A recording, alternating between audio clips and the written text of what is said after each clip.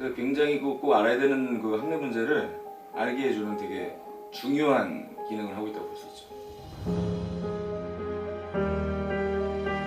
사실은 쉽지 않은 문제죠. 그래서 저 때나 지금 우리 후배 때나 그게 제일 큰 고민인 것 같아요.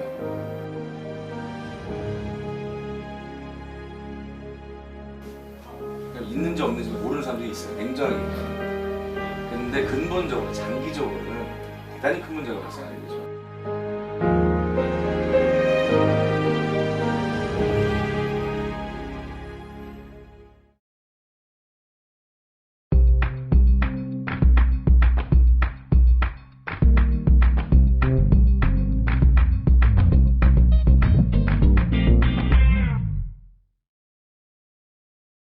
대학 언론에 대해 알고 계신가요? 연세대학교에는 연세춘추, 연세애널스, 그리고 연세교육방송국이 언론기관으로 자리 잡고 있습니다.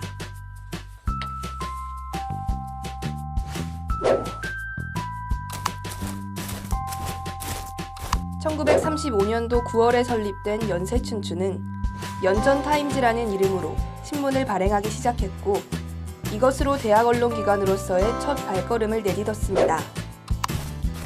1959년도 11월 19일엔 연세 브로드캐스팅 시스템의 약자인 YBS는 국내 대학 방송 최초로 첫 오디오 방송을 학내에 울려 퍼뜨렸습니다. 학내 언론의 기세를 몰아 1962년도 설립된 더 연세애널스는 영자 잡지를 발간하는 국제적인 언론기관의 모습을 띄었습니다. 2002년 YBS는 지금 우리는 이라는 방송을 시초로 영상방송 또한 제작하기 시작했는데요. 그렇다면 이러한 학내 언론사들은 연세대학교 학생들에게 왜 필요한 걸까요? 주요 사건, 사고, 행사를 또 알려주고 또 학생 사회나 대학 사회에 있는 중요한 문제들을 또 이슈화해 준다는 점에서 중요한 역할을 하고 있다고 생각합니다. 적재적시에 학내의 중요한 사안들을 학생들과 이제 교직원들과 그러니까 이제 춘추를 읽는 사람들에게 적재적시에 정보 전달을 하는 게 제일 큰 역할인 것 같고요. 이제 그러면서도 이제 한편으로 그러니까 실성 있는 아이템들을 다루면서도 이제 어느 정도 연세대학교의 역사를 기록하는 그런 역할들도 하고 있습니다.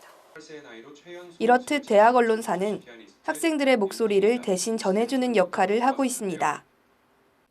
그러나 현재까지 빠른 속도로 발전해왔던 연세대학교에 학내 언론사들의 성장이 점점 더뎌지고 있는 추세입니다.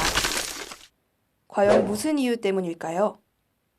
학생들이 학내 언론기관들에 대해 어떠한 생각을 가지고 있는지 설문조사를 통해 알아봤는데요.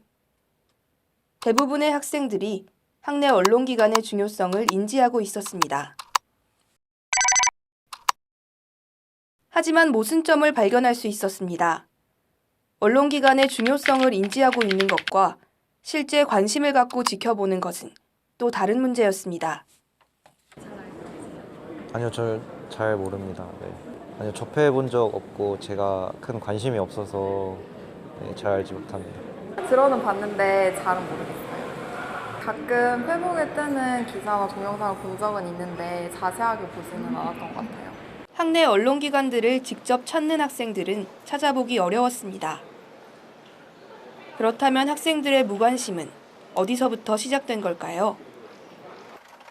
학생들의 무관심의 원인은 언론기관 내부에 있었습니다.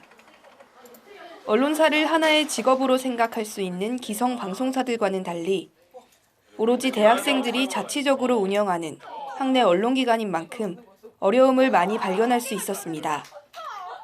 또 기성 언론에서 일하는 기자들은 그게 전업이잖아요. 근데 저희는 학교 생활도 하면서 돈도 벌어야 되고 이거 확보도 하다 보니까 여기에 매진하기가 되게 어려워요. 저도 기자 생활 하면서 되게 더 열심히 하고 더 잘하고 싶은데 이게 좀 한계가 많이 있고 기성 언론 기자들은 거기에 쏟아부을 수 있으니까 뭐 속보도 그러니까 이제 그래서 사람들이 훨씬 더 관심 있는 정보들도 많이 낼 수 있고 한 것 같은데 그런 점에서는 좀 아쉬운 것 같고요.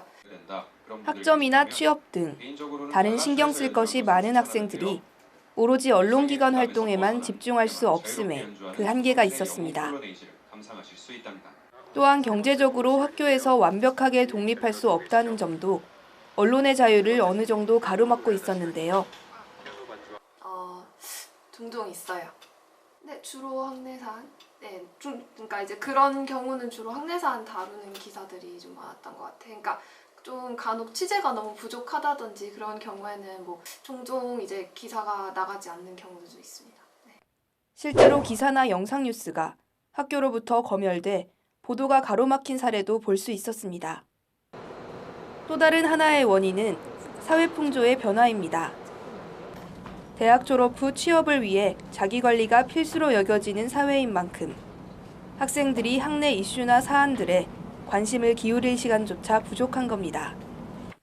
이러한 문제점을 해결하기 위해 우리는 어떠한 노력을 해야 하는 걸까요?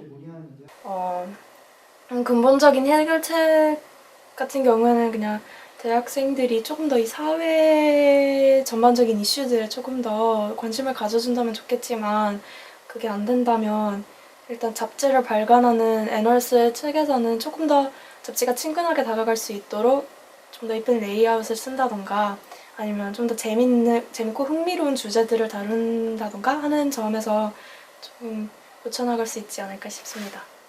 지금 하는 선에서는 좀 뭐 저희 같은 경우는 뭐 페이스북에 카드뉴스 형태로 이제 이미지로 만들어서 기사를 좀 요약을 해서 좀 사람들이 읽기 쉽게 접근하기 쉽게 올린다든지 웹을 좀 많이 활용을 한다든지 이런 식으로 대안을 찾고는 있는데요. 사람들이 이제 종이보다는 스마트폰이나 컴퓨터를 많이 쓰니까 좀 그런 플랫폼들을 활용하는 게 되게 중요할 것 같고 이렇듯 새로운 플랫폼을 이용하는 등 학생들의 관심을 모으기 위해 언론기관들은 지금도 고민하고 노력하고 있습니다. 대학 내에서 비판 기능이 없어지기 때문에 사실은 뭐 정말 별거 아닌 것 같이 보여도 이 상대 언론기관이 하는 역할이 굉장히 크거든요.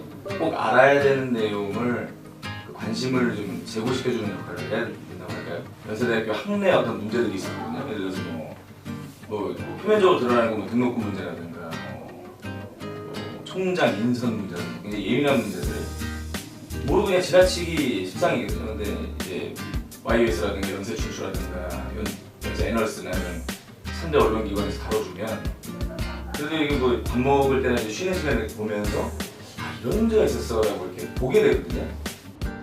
우리의 목소리를 대신해주는 대학 언론. 이러한 언론기관들이 사라지게 된다면 더 이상 학생들의 권리를 지키지 못하게 되고 끝내는 학생사회의 힘이 약화될 겁니다. 대학 언론. 그들이 내는 목소리에 한 번 더 귀 기울여 보는 건 어떨까요?